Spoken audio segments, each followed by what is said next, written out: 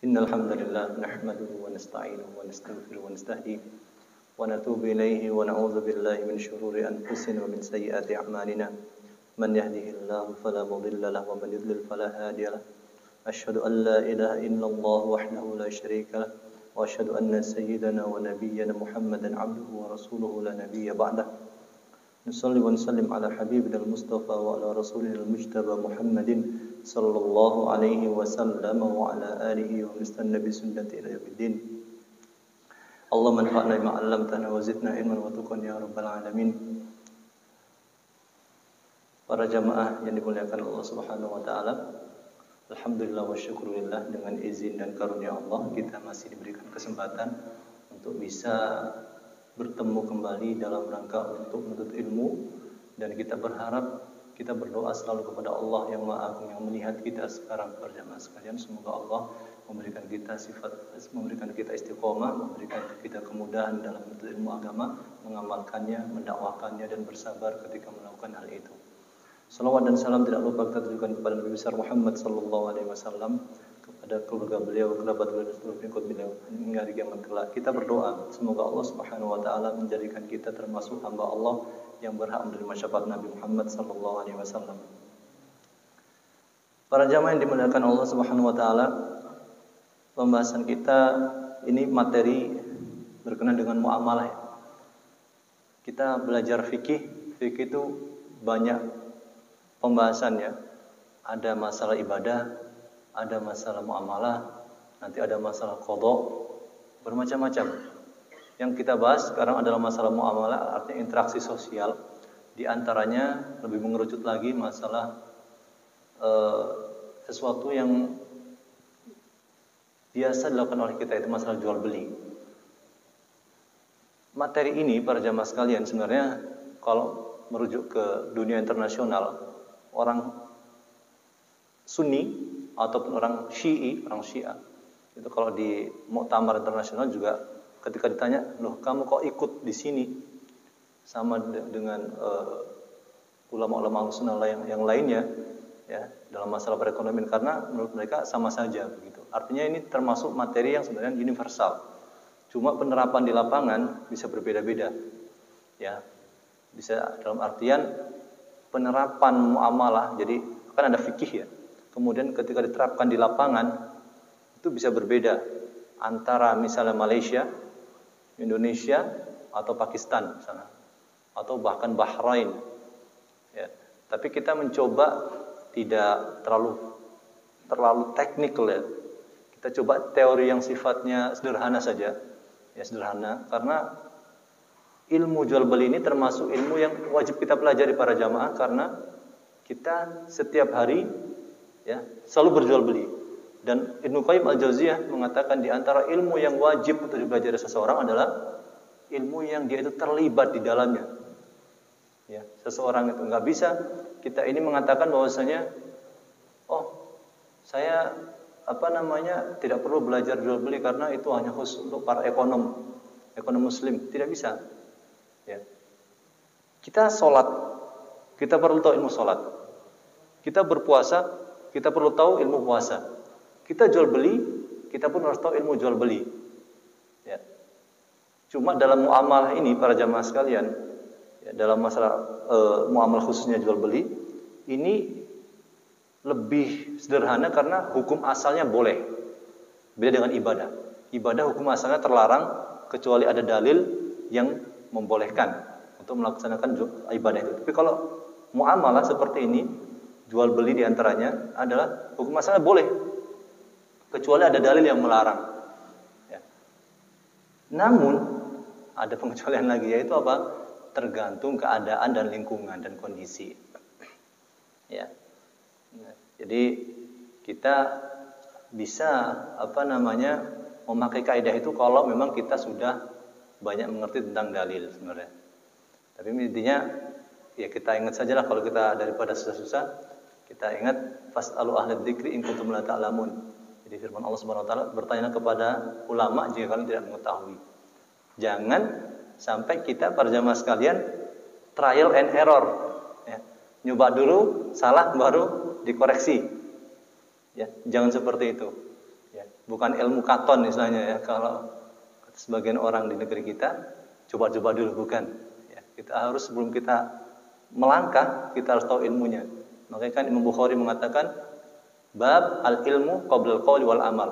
Dalam kitab beliau bab pembahasan berilmu dulu sebelum berucap dan beramal. Ya. Jadi intinya begitu para jamaah sekalian. Nah, kalau di media sosial para jamaah sekalian ada orang yang mungkin sangat berhati-hati, ada orang yang sangat tidak berhati-hati, ada orang yang mencoba pertengahan wasatiyah. Ya. Dan wasatiyah yang utama menurut ulama itu adalah wasatiyah itu adalah yang pertengahan moderat. Itu moderat itu bukan berarti suka membolehkan ya. Moderat, kalau salah arti moderat di Indonesia ini kadang-kadang nggak semuanya. Kadang-kadang moderat itu adalah orang yang banyak membolehkan begitu. Tidak, moderat artinya yang sesuai dengan Al-Quran dan Sunnah Nabi Shallallahu Alaihi Wasallam. Karena Nabi itu agamanya adalah agama yang sifatnya tidak mempersulit, namun juga tidak bermudah-mudahan. Makanya kan dikatakan ummatan wasata, umat pertengahan. Ya, la ifrata wala tafrid, tidak berlebih-lebihan dan juga tidak mengurang-urangi. Baik, langsung saja para jamaah sekalian. Jadi ini kan panjang dan mungkin nanti penerapannya juga di lapangan juga beda-beda begitu ya. Ya, penerapannya beda-beda. Intinya adalah pembahasannya mungkin sederhana yang kami sampaikan sederhana, tapi nanti di lapangannya bisa banyak perbedaan. Nah, kami coba sudah ini materi yang kami share ini adalah disusun oleh Dr. Yusuf As-Subaili. Ya, ini dosen pascasarjana Universitas Islam Muhammad bin Saud Riyadh. Kemudian diterjemahkan oleh guru kita Dr. Irwani Tirmizi hafizahullah taala. Jadi ini termasuk dosen atau ya, yang kami dengar ini termasuk dosen dari Dr. Irwani Tirmizi. Jadi ini sudah diterjemahkan dalam bahasa Indonesia, mungkin nanti yang belum dapat bisa menghubungi Takmir ya. Di bentuknya PDF nanti ini sebagai ya buku bacaan saja ya. Nanti ada keterangan syarahnya bisa antum tulis di situ ya. Nah, para jamaah sekalian azanallahu wa iyyakum, secara bahasa ya, ini kan kita baca bisa masalah jual beli, masalah jual beli. Secara bahasa para jamaah sekalian, jual beli itu dikata ba' ya. Ba'. Kalau ada Nabi menerangkan begini kan. Tatattabi'anna sunana man kana qablakum shibran bi shibrin wa dhira'an bi dhira'in. Kalian akan mengikuti sunnah orang sebelum kalian. Jadi maaf orang Yahudi dan Nasrani ya. Sejengkal demi sejengkal, sedebat demi sedebat. Kemudian apa? Bahkan kalau seandainya mereka masuk lubang dok, maka kalian akan mengikutinya. Sudah ada istilah zaman dulu itu dengan menggunakan tangan untuk ukuran ya, karena nggak ada sentimeter, nggak ada meter zaman itu ya. Maka ya pakai manusia yang mereka miliki, tapi standarnya mereka. Nah kalau ba itu adanya segini. Dalam bahasa itu ba itu dari dari ujung jari ini ya, sampai ujung jari kiri sampai ujung jari kanan namanya ba. Ya. Jual beli itu dari kata ba ini. Sini sampai sini. Ini kalau antum lihat di kamusnya seperti itu. Apa hubungannya? Kenapa kok hubungannya itu dengan jual beli? Apa hubungannya Muhsin? Jadi orang jual beli zaman dulu itu dia menjulurkan tangan. Satu penjual menjulurkan tangan, pembeli juga menjulurkan tangan begitu. Makanya dinamakan ba. Ya. Ini istilah dari sisi bahasa. Nah, secara istilah ya, istilah syariat, yakni artinya di sini adalah disebutkan saling tukar menukar harta dengan tujuan kepemilikan. Ini penting. Saling tukar menukar harta dengan tujuan kepemilikan. Saling tukar menukar harta dengan tujuan kepemilikan. Ini tidak bisa diremehkan pada zaman, karena kalau kita paham begini, nanti kita tahu di perbankan syariah ini termasuk jual beli ataukah sewa menyewa ataukah termasuk pinjam meminjam. Istilah-istilah misalnya di bank syariah misalnya ada bai'ul murabahah misalnya. Ya kan bank syariah kan lagi booming ya. Semoga saja Allah mudahkan untuk para pemangku kebijakan untuk menerapkan syariah di bank syariah kita ya. Jadi para jamaah sekalian, jual beli itu secara syar'i artinya adalah saling tukar menukar harta dengan tujuan kepemilikan. Ya, saling tukar menukar harta dengan tujuan kepemilikan. Hukum jual beli, hukum asalnya itu adalah boleh. Ya. Boleh menurut Al-Qur'an, menurut sunnah Nabi SAW, menurut konsensus ulama, dan menurut logika. Ya. Jadi kalau ada yang melarang, oh nggak boleh jual beli begini, mana dalil Anda, mana argumentasi Anda? Ya. Kenapa dari Al-Qur'an? Dari Al-Qur'an mana dalilnya? Kita ingat firman Allah Subhanahu wa taala, wa halallahu al-bai'a wa harrama riba, dan Allah menghalalkan jual beli dan mengharamkan riba. Ya. Dan Allah menghalalkan jual beli dan mengharamkan riba. Ini kata riba ini sebagai sebagian orang mengerikan. Ya, mengerikan karena dianggap mungkin ekstrim. Ya. Terutama di sebagian penduduk kita ya, tentunya. Karena sudah terbiasa dengan sesuatu yang, maaf, sebagian ya, nggak semuanya, sebagian sudah terbiasa dengan hal tersebut. Bahkan dicari-cari legitimasi atau yang sesuatu yang membolehkan, padahal itu jelas-jelas terlarang. Misalnya orang meminjamkan sesuatu ya, ini kalau contoh nyata misalnya bank keliling ya misalnya ya, atau ya, yang pasar-pasar itu meminjamkan sesuatu, uang senilai misal 1 juta, kembali 1.500.000 di momen tertentu, waktu tertentu, maka dianggap oh biasa saja, bukan riba. Ya. Atau pinjol misalnya, ketahuan baru sekarang kan, ketika orang terjerat, ketika orang itu, maaf ya, pinjaman online yang katakan mereka mencoba membatasinya pada yang ilegal.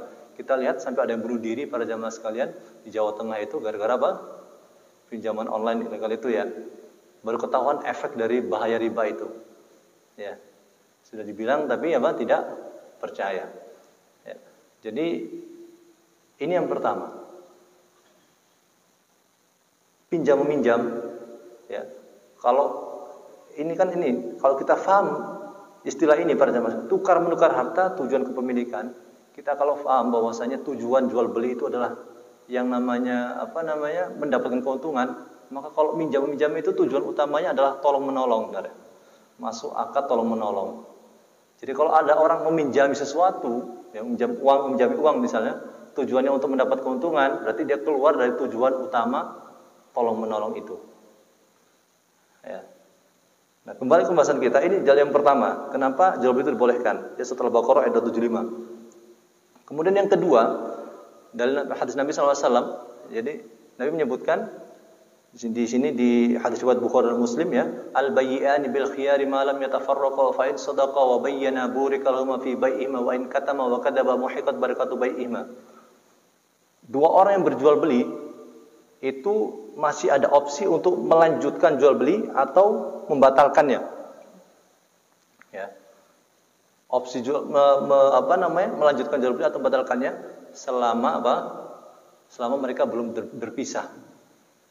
Kalau mereka jujur, kedua-duanya jujur, di antara penjual dan pembeli jujur, dan menjelaskan aib-aibnya, aib dalam barang mungkin ya, atau aib dalam pembayaran, maka Allah akan berkahi itu. Kalau mereka menyembunyikan, kata Nabi SAW, dan berdusta, maka akan dihilangkan keberkahannya.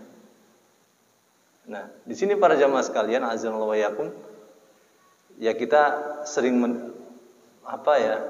mungkin kalau yang berjualan online ya, atau membeli online ya, kadang seperti itu. Bahkan maaf ya, mungkin orang non muslim lebih jujur begitu. Maaf saja, bukan berarti semua muslim begitu, enggak. Tapi kalau kita melakukan praktek ini ya, di media online ya, kadang-kadang orang-orang yang menjual itu kadang-kadang tidak jujur begitu ya.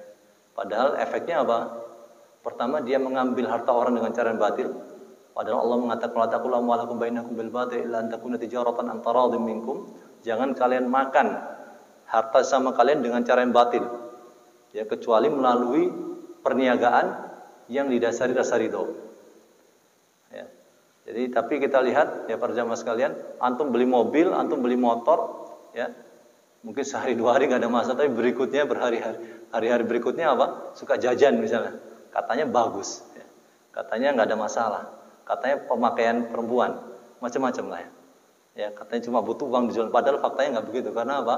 Sudah ordernya sudah banyak yang diganti. Ini seakan-akan sudah menjadi yang umum, ya sudahlah. Saling apa? Saling menipu. Yang penjual apa? Misalnya saya beli, misalnya ya, saya beli dari A, saya dapatnya buruk, udah jual lagi ke yang lain, ditutupi lagi, mungkin bisa jadi begitu.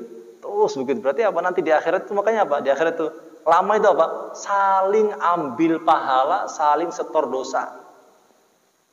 Muter aja tuh. Ya. Yang dicurangi mencurangi orang lain.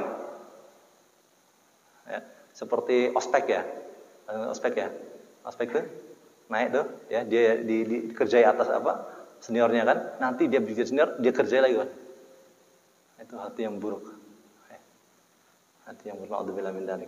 Nah, itu yang kedua, adalah kedua bulan. Yang ketiga, sepakat para ulama bahwasanya ya dari zaman Nabi hingga sekarang bahwasanya jual beli secara umum yang mubah. Dan yang keempat, kenapa jual beli itu boleh? Karena manusia memerlukan apa yang dimiliki oleh orang lain. Kalau kita larang jual beli, maka manusia tidak bisa untuk mengambil harta yang dimiliki orang lain. Misalnya, karena nggak semua, misalnya petani, para jamaah sekalian ya. Misalnya antum pegawai, ya, antum bukan petani. Mau tidak mau karena butuh makan, maka butuh nasi. Ya. Akhirnya menghubungi petani. Petani mungkin dia butuh apa? Alat untuk bertani, misalnya. Butuh pupuk, dia juga menghubungi toko pupuk, dan begitu seterusnya. Tidak mungkin satu orang bisa menghidupi dirinya sendiri. Ya, semuanya dari dia sendiri, karena manusia itu saling membutuhkan. Makanya di sini perlu jual beli, pembolehan jual beli. Maka secara logika jual beli itu boleh. Nah, para jamaah sekalian, nanti kalau ada pertanyaan dipotong aja nggak apa-apa ya. Kalau ada pertanyaan langsung dipotong nggak apa-apa, daripada nanti antum lupa. Jadi yang ketiga, ini pembahasan ketiga, bentuk-bentuk jual beli. Nah, yang pertama adalah jual beli itu dibagi menjadi 3. Ya, di sini. Yang pertama, tukar uang dengan barang. Ya, tukar uang dengan barang. Ya, ini seperti umumnya ya, jual beli. Yang kedua, tukar barang dengan barang. Itu juga maksudnya jual beli. Ini namanya barter. Ya, tukar barang dengan barang. Ya, ini zaman Nabi, misalnya orang yang menukar kurmanya yang kurma yang kualitas rendah dengan kurma yang kualitas tinggi, barang dengan barang. Ya. Yang ketiga adalah di sini tukar uang dengan uang. Ya, tukar uang dengan uang. Ya, ini masuknya ke dalam sorf. Ini seperti di money changer, ya, exchange, ya, atau yang online forex ya. Nanti ada hukumnya banyak sekali. Ya, hukumnya banyak sekali. Tapi tentu sekali lagi para jamaah sekalian, nanti juga ada misalnya orang main saham, kemudian apakah misalnya main semacam sekali lagi, semacam binomo misalnya, boleh atau tidak? Tapi banyak sekali di YouTube atau yang lainnya. Ya. Orang istilahnya investasi katanya ya. Investasi itu banyak macamnya, ada yang main saham ya, ada main forex ya. Itu kalau sekarang ya pengembangannya, tapi orang dulu memang sederhana saja ya. Orang dulu mungkin beli tanah ya untuk investasi, atau beli sapi atau ya. Jadi 3 jenis itu ya. Uang dengan barang, barang dengan barang, uang dengan uang. Ya. Kemudian ditinjau dari sisi waktu, ya, dari sisi waktu serah terima, jual beli dibagi 4. Ya. Yang pertama adalah barang dan uang itu on the spot, ya, di tempat, di majelis. Ini yang jual beli biasa, ya. Ini boleh, ya, nggak ada masalah. Tapi nanti kalau ada pengecualian itu tentu rincian yang berbeda. Yang kedua, nah ini uang dulu, barang menyusul. Uang dulu, barang menyusul. Ini seperti tengkulak mungkin ya, sebagian ya, tapi nggak semua. Yang dilakukan oleh tengkulak itu benar ya. Saya hanya contoh. Dia bayar, ya, sebagian ya, uangnya di depan. Petani itu kan biasanya butuh untuk ya proses ya dalam bertani itu, namun modalnya sedikit. Jadi dia menunggu para tengkulak itu, tengkulak itu akan bayar di depan. Kemudian mungkin nanti saat panen itu, ya, diberikan kepada tengkulak itu. Tapi nanti icon. Tapi nanti harus ada rincian ya. Saya nggak mengatakan icon semuanya boleh. Tapi ini adalah bentuk salam, namanya bai'us salam atau bai'us salaf misalnya ya. Bai'us salam atau jual beli salam atau jual beli salaf. Nah, ini yang kedua ya. Nanti kita akan coba merinci ya kira-kira yang mana yang boleh, yang mana nggak boleh. Yang ketiga adalah barang diterima duluan, uang menyusul. Barang duluan diterima, uangnya nanti. Ya. Ya, gimana? Ya, kredit ya. Barangnya bisa duluan ya. Ya. Ya, kalau cash on delivery itu cash ya dia. Jadi barang ada baru dibayar. Misalnya di OLX ya, misalnya orang mau lihat barang sambil ketemuan sambil cek, nanti kalau udah oke baru dibayar. Itu COD, cash on delivery ya. Ada barang diterima dulu kemudian bayarnya nanti ya, seperti mungkin sebagian para jamaah ya beli mobil, sebagian ya, nggak semuanya ya. Kalau mungkin sebagian jamaah kan mungkin ya sudah belinya cash. Mobil atau motor terima dulu tapi nanti bayarnya ya. Nah, ini namanya sebut di sini jual beli bai'ul ajal namanya ya dalam istilah bahasa Arab ya. Kalau di kitab kredit ya. Kemudian yang keempat, barang dan uang tidak tunai. Nah, ini barang dan uang tidak tunai. Barangnya nanti, uangnya nanti. Ada nggak kira-kira? Barangnya nanti, uangnya nanti. Tapi sepakat dulu, deal dulu. Nah, ini kalaupun ada, ini terlarang. Nabi SAW mengatakan, Nabi SAW an bai'il kali bil kali. Dalam satu riwayat, Nabi SAW melarang jual beli utang dengan utang. Jadi, utang gimana maksudnya gini? Barangnya nanti, karena nggak diserahkan sekarang seperti orang berhutang. Uangnya juga nanti. Jadi apa? Cuma ngomong saja. Oh, saya beli mobil kamu 100 juta. Tapi bulan depan ya. Oke, deal. Mobilnya nggak saya terima, uang juga belum diterima oleh si penjual. Nanti sama-sama. Tapi dealnya sekarang. Berarti si penjual itu, si pemilik mobil tidak boleh menjual ke yang lain. Itu sudah mengikat. Jual beli itu para jamaah sekalian bukan janji ya, beda.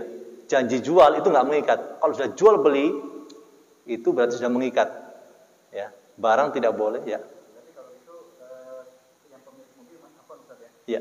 Juga tidak boleh memakai lagi karena kan dia sudah pada saat kendaraan mobil itu pada saat itu. Kalau Ya. dipakai kalau misalnya bulan depan kan sudah ada perubahan. Ya. Apakah itu termasuk apaan?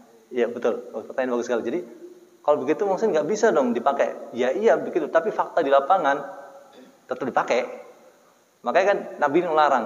Kenapa? Efeknya kenapa? Karena nanti bisa jadi barang itu tidak sesuai. Misalnya kan 1 bulan lagi nih serah terimanya, masing-masing serah terima 1 bulan lagi.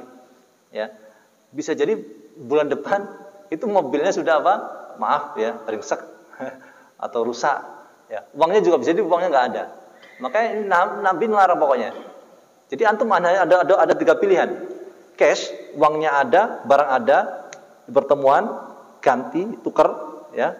Ini opsi pertama. Yang kedua, uang dulu, barangnya nanti, ya. Uang dulu dikasihkan ke penjual, barangnya nanti 1 bulan lagi mungkin, atau barangnya dulu diterima oleh pembeli, uangnya nanti 1 bulan lagi, misalnya. Nah, yang nggak boleh barangnya nanti, uangnya nanti, tapi sudah diikat, ya. Ya. Ya.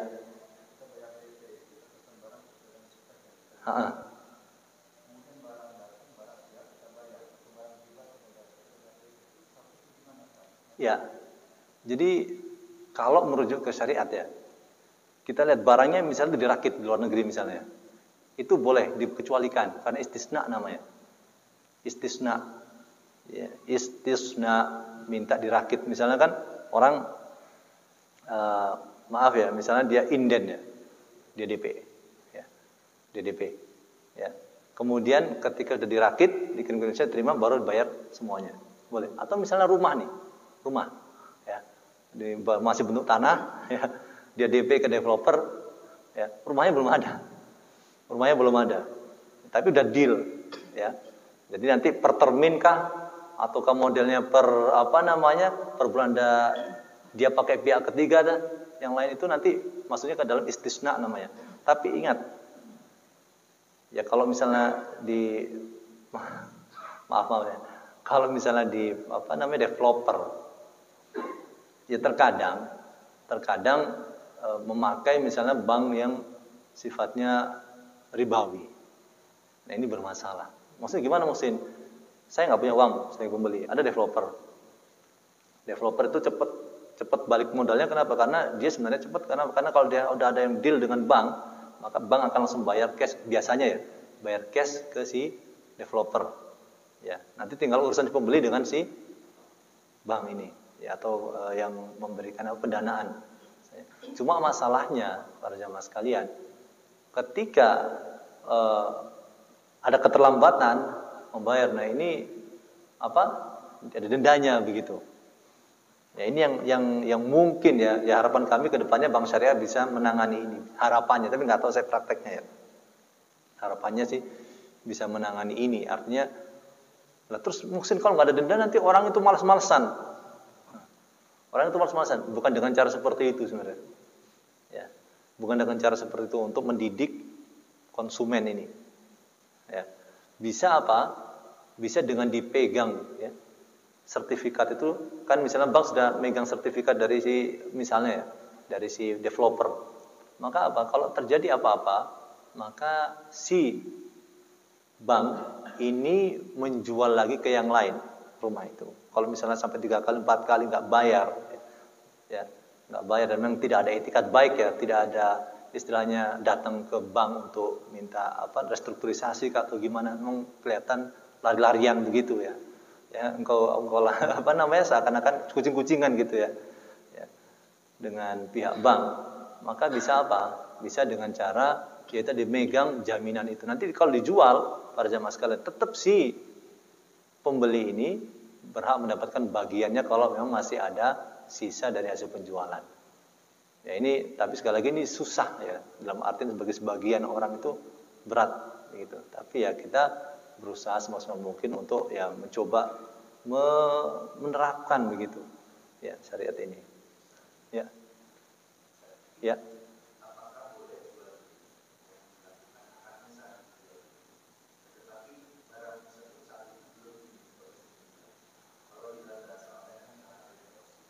ah.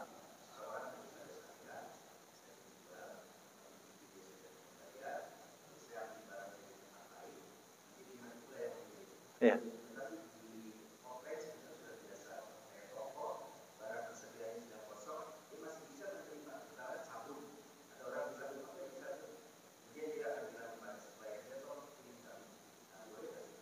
Ya, kalau kita merujuk ke hadis Nabi Shallallahu Alaihi Wasallam, Nabi mengatakan, la tabi ma laysa indak, jangan engkau jual barang yang belum engkau miliki. Ini umum, ya, kaidah umum. Jangan kau jual barang yang belum kau miliki. Bahkan nggak usah jauh-jauh ya Pak. Ya, terima kasih, bagus sekali pertanyaannya. Misalnya orang beli HP, dia nggak ada HP di tempatnya, dia pergi lagi ke counter yang lain temennya, yang deket ya, misalnya. Nah itu gimana? Kalau seperti itu, ini kita belum bicara dropship yang internet ya, via internet ya. Kita bicara di offline dulu. Kalau seperti itu, idealnya harusnya penjual itu tidak mengadakan transaksi dulu. Tapi apa? Oh tunggu sini, bentar. Ya, tunggu sini sebentar. Ya, saya ambil barangnya. Dalam artian saya ambil barang apa? Saya ambil dulu barang ya untuk saya jual ke Anda. Dia pergi dulu ke counter temannya. Ya, diambil, ya bisa dia utang dari temannya atau apa? Dia cash bayar temannya atau istilahnya apa? Kredit dari temannya, nggak apa-apa. Yang penting berpindah kepemilikan ke dia, dia bawa ke toko dia, ada konsumen, oh ini lihat barangnya. Ya. Gitu. Nanti apa? Nah ini bedanya apa mungkin dengan yang tadi? Bedanya adalah sudah berpindah kepemilikan dan dipindah. Karena Nabi juga mengatakan juga ya, jangan penjual itu menjual barangnya sampai dia pindahkan ke tempat dia. Ini syarat kedua tadi. Ya. Jadi bukan sekedar milik dia tapi dipindahkan. Kalau masih di toko yang lain itu juga belum maksimal kepemilikannya. Ya. Dipindahkan dulu. Nah baru apa? Nanti dilihatkan kepada konsumen. Oh ini nih barang pesanan kamu nih, HP ini. Nah itu boleh, nggak apa-apa. Jadi bukan akad saat itu ya, tapi tunggu dulu. Ya, tunggu dulu. Nah kalau di internet gimana Musin? Kalau di internet gini, ini dropship itu macam-macam sebenarnya. Dropship misalnya dia cuma pasang katalog. Benar ada katalog saja, ya. Misalnya spesifikasinya juga ada, ya. Tapi dia barang nggak punya, dia sebenarnya ada komunikasi dengan supplier. Nah, ini ada beberapa solusi. Ya, kita tidak ingin mempersulit juga ya, tidak ingin mempersulit umat ya. Kita harus ketika kita mengatakan haram, kita coba cari solusinya bagaimana. Ada beberapa solusi. Yang pertama adalah apa? Yang pertama adalah si dropshipper, saya ini sebagai perantara dropshipper ini, itu minta istilahnya ada deal dengan si supplier. Ya, deal. Pak, saya menjualkan barang Anda ya. Saya ngomong ke supplier, saya jualkan barang Anda ya. Ya, nanti kalau ada yang pesan tolong langsung kirim ke dia misalnya. Ya. Ya. Jadi saya istilahnya sebagai agen dari supplier. Tandanya agen apa Muhsin? Tandanya agen adalah supplier mempercayai saya meskipun saya belum bayar barang itu. Jadi perwakilan. Saya ini perwakilan dari supplier. Nah ini tidak apa-apa. Ini solusi pertama. Solusi kedua, kalau memang susah Muhsin, mana mungkin saya orang kecil dipercaya oleh supplier yang begitu besar misalnya. Ya, yang punya banyak produk. Mereka juga khawatir juga. Ya kalau begitu berarti apa? Ketika kita pasang katalog, ya, ketika kita pasang katalog, kita katakan apa para jamaah sekalian? Nanti kalau sudah ada yang berminat, tolong hubungi saya. Bukan akad ya, tolong hubungi. Kalau ada yang minat hubungi saya. Nah, hubungi saya. Nanti apa? Bisa ketemuan, ya. Bisa ada namanya itu semacam pihak ketiga. Pihak ketiga ini apa? Yang akan menampung uang. Menampung uang, bukan penjual pembeli. Kalau dulu di Kaskus itu apa? Saya lupa istilahnya. Rekber sama ya. Ya. Jadi si pembeli itu nggak langsung transfer ke saya selaku penjual, tapi dia akan ke rekber. Ada piggy bank ya, tapi bermasalah ya piggy bank. Dia akan transfer ke rekber itu. Ya, nanti kalau udah barangnya nyampe dan terbukti, maka rekber itu akan transfer ke saya selaku penjual. Ya, jadi barang nyampe dulu ke dia. Ini kan tadi kita sebutkan barang diterima dulu, baru dia bayar. Nah ini masuk sini boleh. Ya. Cuma mungkin sekarang ada marketplace itu. Marketplace sebenarnya sama. Marketplace ini, ya. Marketplace ini, ya maaf ya seperti kami sebutkan merek ya, Tokopedia atau Shopee atau yang lainnya. Ya. Tapi kalau para jamaah sudah gede, ya kan misalkan tidak perlu marketplace lagi ya, karena ada banyak beberapa hal yang mungkin ada kritikan di situ. Tapi kalau misalnya udah masih kecil, ya. Pertanyaan lain? Oh, ya. Ya. Ya. Bagaimana? Assalamualaikum warahmatullahi wabarakatuh. Anda mau menanyakan tentang masalah gadaian. Pengadaian. Gadaian itu kan mungkin kalau kita lihat di masyarakat menggadaikan sawah misalnya. Nah, apakah itu sawah itu kadang-kadang bisa dipergunakan sebagai yang meminjamkan uang? Apa dibolehkan? Berdasarkan ridho dari yang punya sawah. Yang pertama, yang kedua tentang motor kan. Motor gadaian biasanya dipakai sama yang menggadaikan. Ya. Kemudian boleh dipakai dengan ridhonya si pemilik motor. Itu bagaimana hukumnya? Iya. Boleh satu lagi Tat? Boleh enggak? Tentang ini Tat, tentang hewan kurban. Kurban misalkan sapi kurban ya Tat ya. Kadang-kadang di lapangan itu kan tidak pakai timbangan Tat. Ada orang yang beli ini misalnya. Ini sapi kira-kira ukurannya berapa kilo. Nah sama si penjualnya, dia bilang ini kurang lebih 350 kilo. Dengan takdiran begitu. Nah sedangkan mungkin kalau dilihat dari bentuk sapinya mungkin besar gitu kan. Nah bagaimana kalau hukumnya hanya kira-kira seperti itu? Nah, demikian. Assalamualaikum warahmatullahi wabarakatuh. Assalamualaikum warahmatullahi wabarakatuh. Ya, jadi pertama pegadaian, bukan pegadaian ini ya, bukan pegadaian perusahaan BUMN itu enggak ya. Jadi mungkin sebagian tempat ya itu adalah misalnya saya butuh uang, saya punya sawah, maka saya pinjam ke Fulan pinjamin saya uang. Ini sawah saya sebagai jaminan. Pakailah sawah saya ini, selama saya belum bayar, pakai sudah. Ya, saya rela kok, ridho, kan begitu. Nah, bagaimana hukumnya? Wallahu taala alam ya, wallahu taala alam. Kita ingat suatu kaidah dalam muamalah ini, kullu qardin jarra naf'an fa huwa riba. Setiap hutang piutang yang berefek ya, munculnya pemberian manfaat, maka ini adalah riba. Kalau manfaat ini kembali kepada si orang yang memberikan hutang, ya, orang yang memberikan hutang. Lah terus gimana mungkin kalau sudah terjadi? Kalau sudah terjadi adalah dihitung para jamaah sekalian. Misalnya dipakai sawah itu selama setahun, maka dihitung sebagai si orang yang memberikan hutang ini, si pemilik duit ini dia apa? Menyewa sawah tersebut dan mengurangi hutangnya. Ya. Mengurangi hutangnya. Itu sebagai solusi kalau sudah terlanjur ya. Kalau belum terlanjur juga boleh. Ya, boleh dipegang sertifikat. Boleh dipegang sertifikat tapi jangan dipakai gitu maksudnya. Ya kalau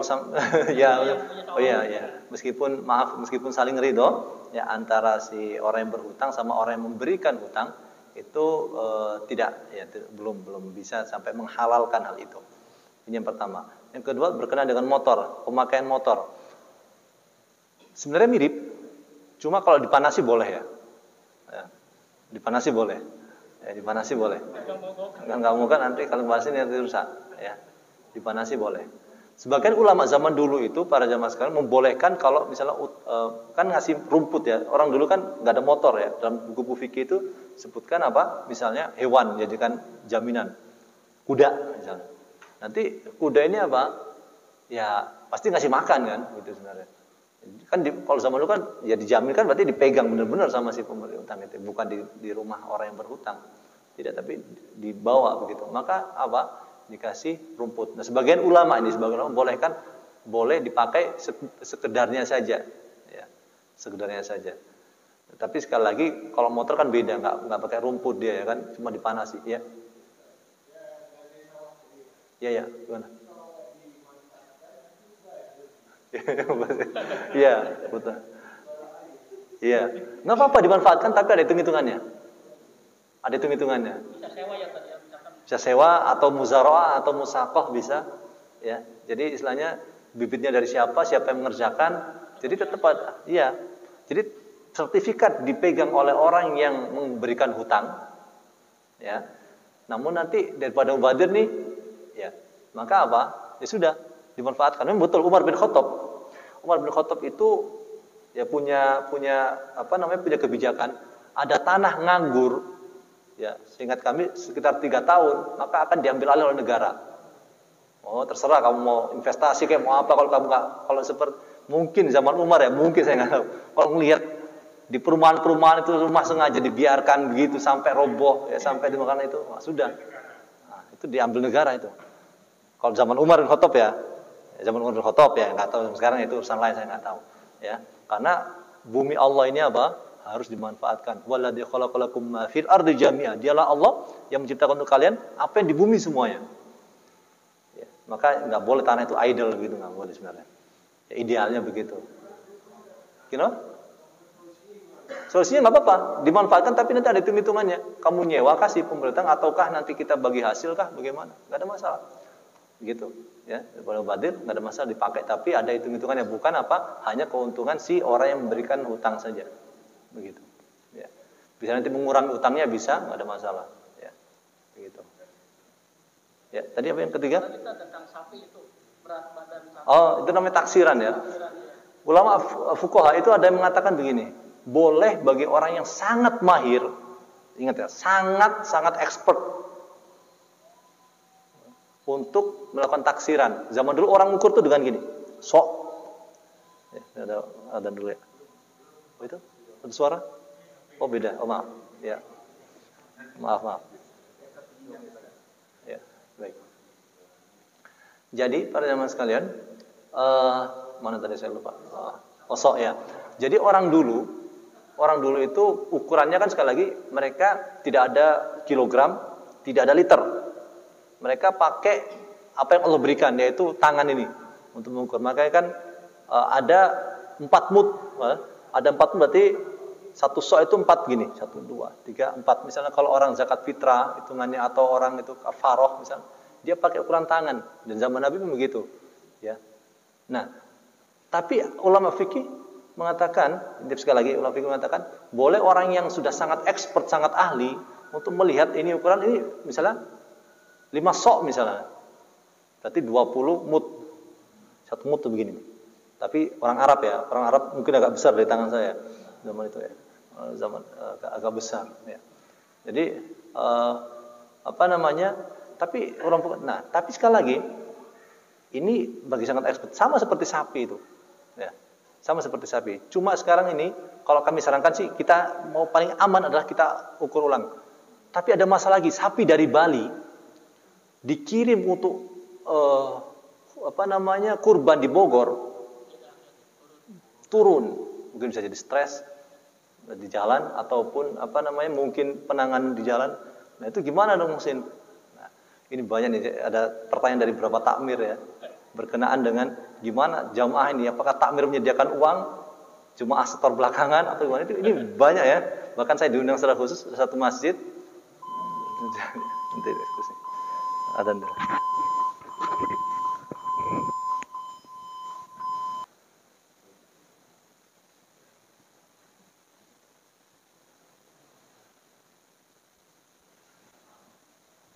Ya, bagi yang mau sholat sunnah silakan. Kami mau jawab. Jadi masalah mungkin apa nih bahasa apa ya panjang banget. Masalah sapi dari Bali kemudian ini agak panjang. Intinya adalah masih ada yang dilarang tapi ada solusinya lah insyaallah. Ada yang dilarang ada solusinya karena misalnya kan kita tahu penjual sapi juga sudah percaya kepada para takmir. Mereka juga diuntungkan dengan para takmir yang sudah booking ya misalnya, booking sapi, booking kambing. Ya. Tapi bayarnya nanti ketika para jamaah masjid baru bayar, takmirnya kok booking duluan gitu. Tapi mengikat gitu. Ya, seperti berutang dengan utang gitu. Takmir yang belum bayar kita jual sapi, ya, barangnya juga belum dikasih ke takmir. Jadi mengikat itu bukan sekedar janji beli atau janji jual tidak. Ini nanti mungkin akan kita bahas pada sebentar lain. Tadi ada beberapa pertanyaan yang lain.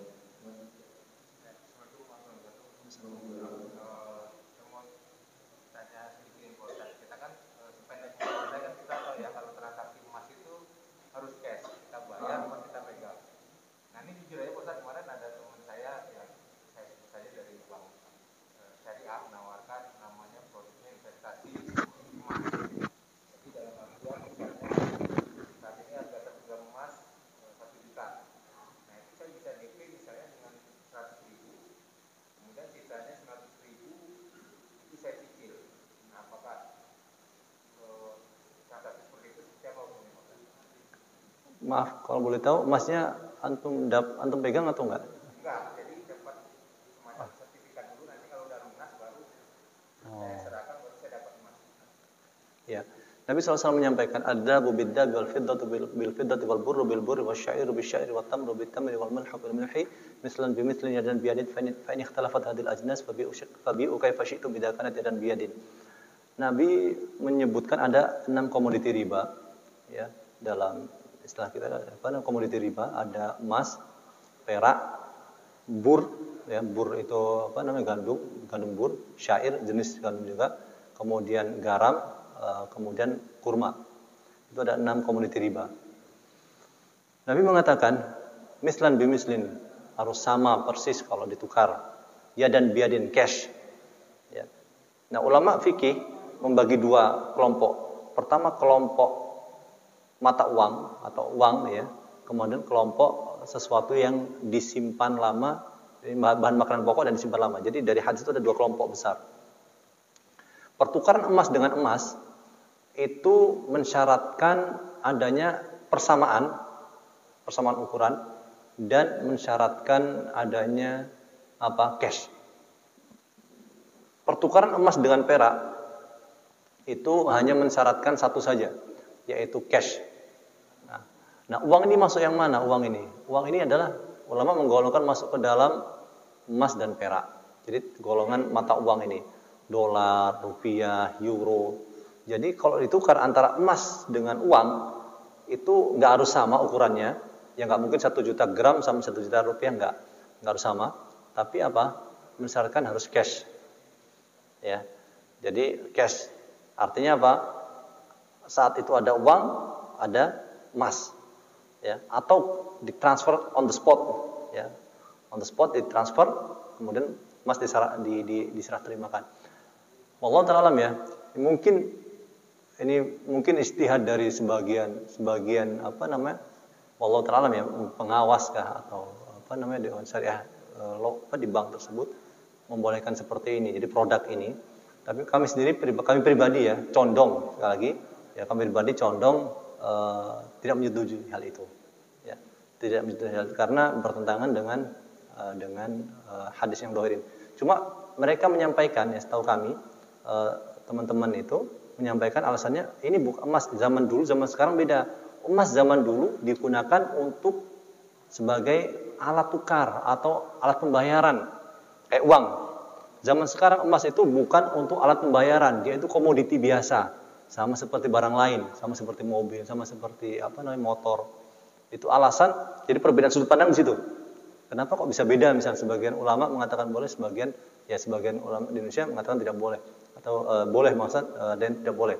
Jadi kalau kami melihat meskipun emas zaman sekarang bukan sebagai alat pembayaran, tapi dia itu nas sebut Nabi SAW ad-dhahab dalam hadis itu, ya, emas.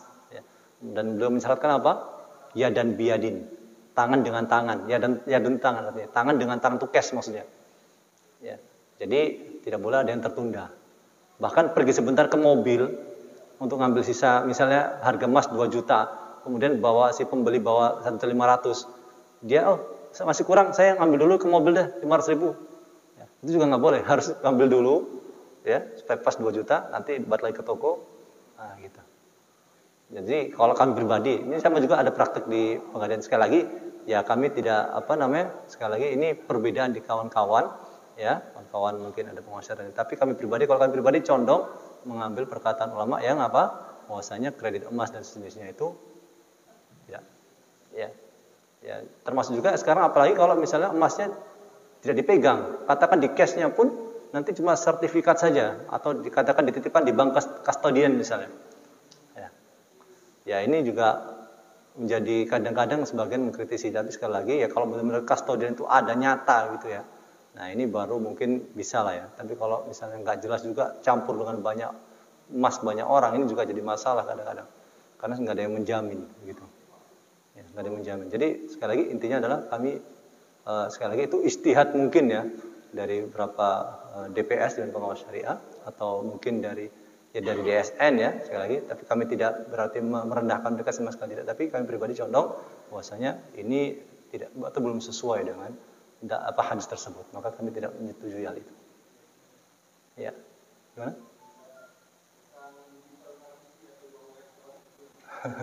Ya, kemarin baru keluar fatwanya dari MUI ya. Ini mereka mengatakan untuk digital currency, Bitcoin, Ethereum, kemudian Dogecoin, Litecoin ya, ada Bitcoin Cash ya, dan USDT dan macam-macam ya. Ini sebenarnya pembahasannya ini masuk disertasi kami ya.